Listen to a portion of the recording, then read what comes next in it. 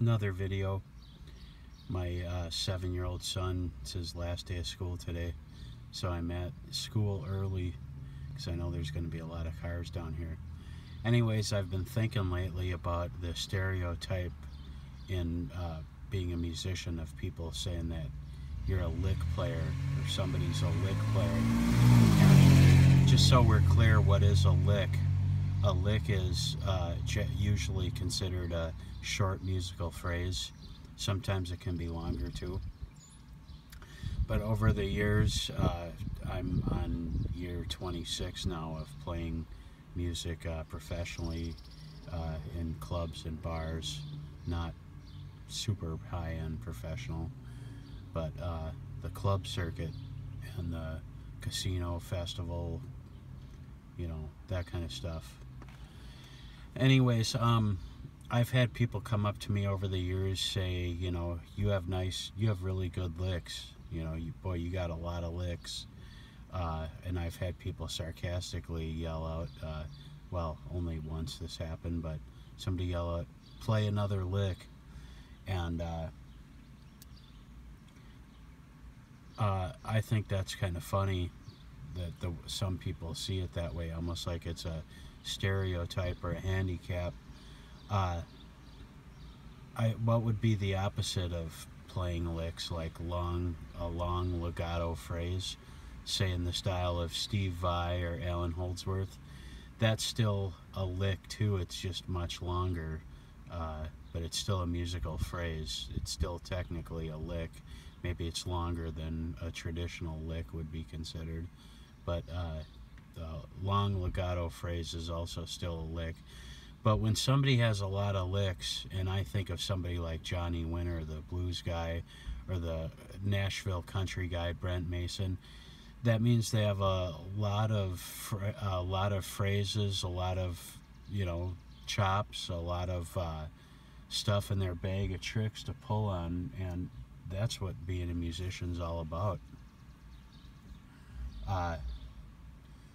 You know, yeah, I steal stuff.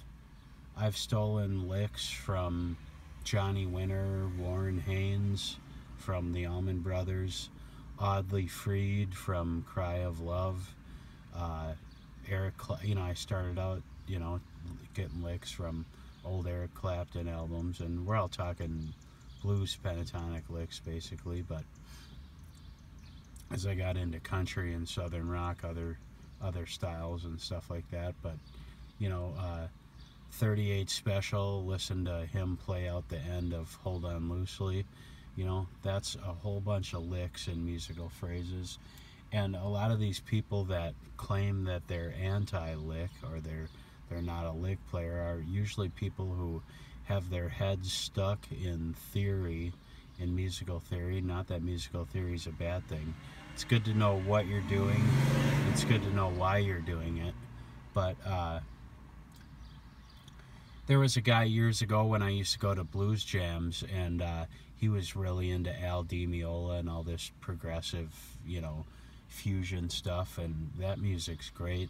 And but you know, every time we went to the blues jam, nobody responded when he played, you know, and that's because, you know, he was pretty much the opposite of me. He refused to steal licks, and he ran scales and stuff like that, and you know, he had no licks. So when you have no licks, you have no vocabulary to draw on, and all you have no phrasing either, because you're just running a particular pattern, you know, or you're running a monotonous pattern that you know, really sounds academic. And we used to go to this open blues jam at this seedy bar in this seedy neighborhood, and they'd always have 6-7 guys on the stage. And yeah, every time, you know, I was 18, 19 years old then. This guy was about 23, 24, and every time we'd go, you know, he would just get no response because he played that way. And so my feelings on the topic is be a lick player, steal, steal, steal, and that'll take you far. And your heroes, your guitar playing heroes, have probably stolen a ton of licks from other people too. Newsflash, when I listen to Warren Haynes, oftentimes I hear Jeff Beck licks from the mid 70s or the early 70s, or the early 80s. Warren Haynes took stuff from Jeff Beck, and when I got home, I could get out my guitar and show you specific examples and then find the Jeff Beck song where he got it. Or it's certainly possible that somebody took it from Beck and Warren Haynes, got it elsewhere.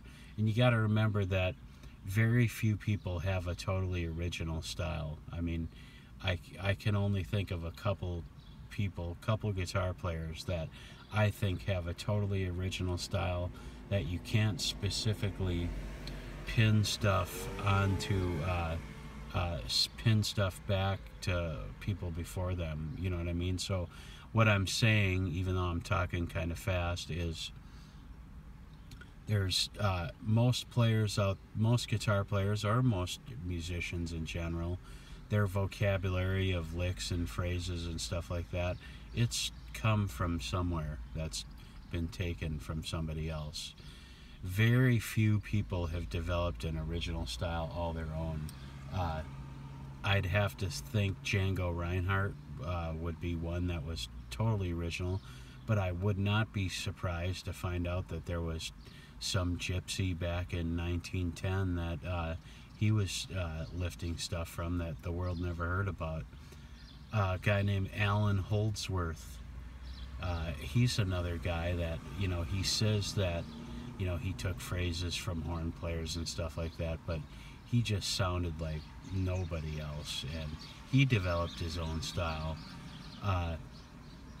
I think, or maybe it's their own voice would be the word I'm thinking of. I think Roy Buchanan had an original voice, even though he had taken stuff from people, and by stuff, of course, I mean licks, phrases, stuff like that, but his approach on the instrument was new and exclusive to him. So it's one in hundreds of millions that developed something very unique and unheard of elsewhere. And most of these guys, like the one I mentioned at the Blues Jam, they think that they have a unique voice and their own thing going, but really what it is lame, super lame. So to close this out, I just say to musicians of any instrument, take, borrow, steal licks, use what you want, incorporate it wherever you want, and that is what helps you in the long run. Thanks.